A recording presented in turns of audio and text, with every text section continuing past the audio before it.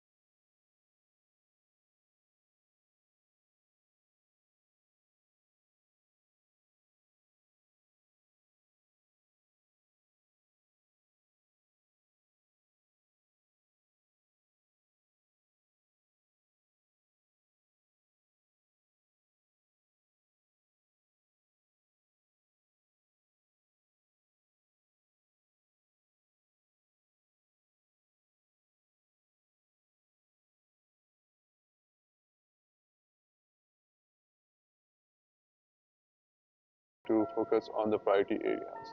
As we are distracted with so many things happening around us, so it's really important that brain only focuses on the area that we are really interested in. For example, if you're planning to buy an iPhone, you'll keep on observing things which are related to iPhone. For example, you'll be looking at people holding iPhones, you'll be looking at information on the web related to iPhones. So automatically you'll prioritize your attention to buying an iPhone or iPhone related information. That's how the brain activation system works. So similarly, if you set your goals and you write it down, your attention would be more focused toward achieving those goals, and you'll try level best to achieve those goals and you work towards it. The mistakes that unsuccessful students make are they don't set their goals, they don't write them down, and they don't look at them again. So it's really important that you not only set your goals, but you also write it down, and also you keep on looking at your goals, like what are the goals you need to achieve in 2025. Strategy number 3.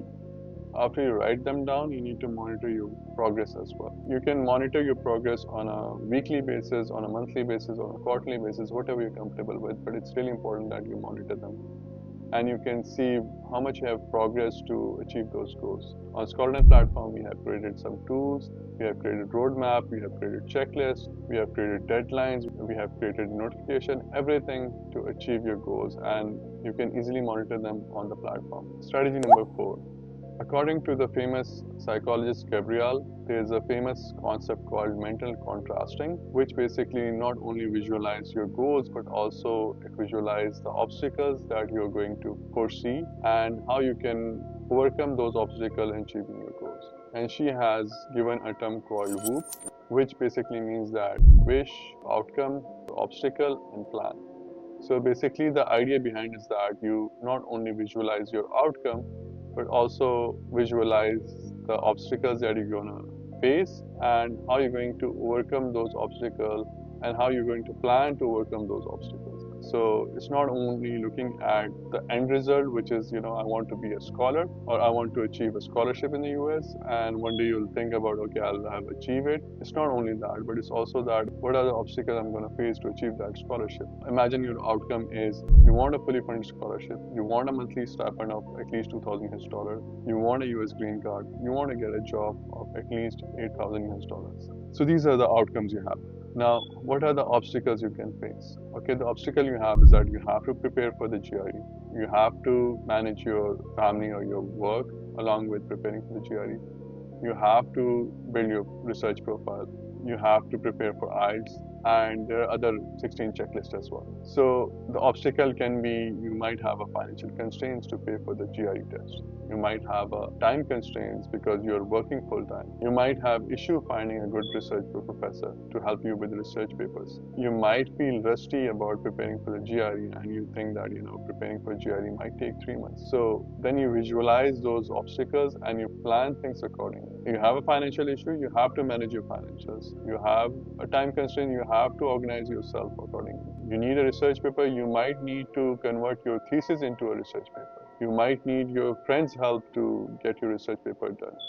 So these are the obstacles that you have, but you need to plan those things accordingly. You want to apply for a scholarship, but you don't know how to process it. What are the first steps you need to do? So on Scholarun, we have built a whole platform that will give you a checklist of 16 items that you need to do. Some might not be applicable to you, but you'll get all the checklists with the deadlines accordingly, and you need to work on those checklists. And the platform will not only provide you the checklist, also the tools, services, videos, expert one-to-one guidance and tutorials, everything that you need achieve those goals in a short period of time smoothly. Strategy number 5. After you monitor your progress, after you monitor your goals, the last thing is that you need to tie yourself with the identity. So you need to tie yourself like you are one of the successful students or you're one of the scholars who are going to achieve that scholarship. As a student who's going to achieve your goal.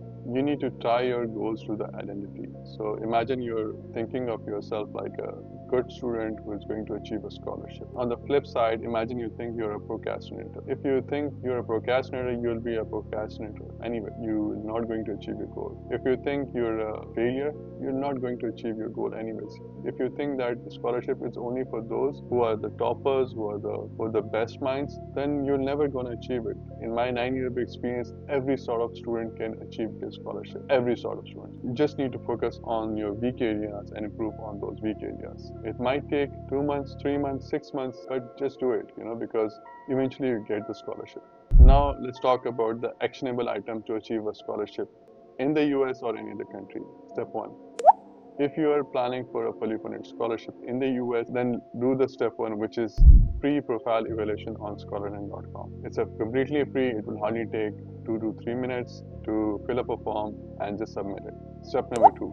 After reviewing your profile, we'll suggest you these are the gap areas if you have any gap areas. For example, if you have not taken the GRE, we might suggest you to take a GRE. If you don't have a research paper or if you don't have a thesis, we will suggest you to have a thesis or a research paper. So we'll suggest you some gap areas or priority areas that you need to focus on. Apart from that, we'll also give you a checklist, which you can find a very detailed checklist on the platform, which is you have to prepare for the CV, you need to have a shortlisting done, you have to work on your SOP, you have to work on LORs, and there are other things as well. So there is a checklist of 16 items and some might not be applicable to you. But on the platform, we have everything organized in a very nice way that will help you to focus on those priority areas. Step 3, once you work with us on those priority areas or the checklist, so the next step is apply for a scholarship. And once your scholarship, then it's time to travel to the US. So these are the actionable items for you. It's really important to understand that every sort of students can make it to the US. Some students might require GRE, some students might not require GRE because it depends on your field of interest. Yes, we already know that GRE is exempt by some schools or some programs, but majority of universities still require GRE. So if you want to ensure that you get a scholarship and you need a success rate of 99%, then GRE is a must. But if you think that GRE is not possible for you to take, then you might need to look at the shortcut, which is to apply without GRE and expect a 50% success rate on the outcome. So you don't need to decide it yourself. So we're going to help you to decide either you need to take the GRE or not. I hope you like this video and I wish you all the success for the year 2025. If you have any question or suggestion, please do let us know so we can make more useful videos for you. And don't forget to like and subscribe to our channel. And happy studying. So good luck.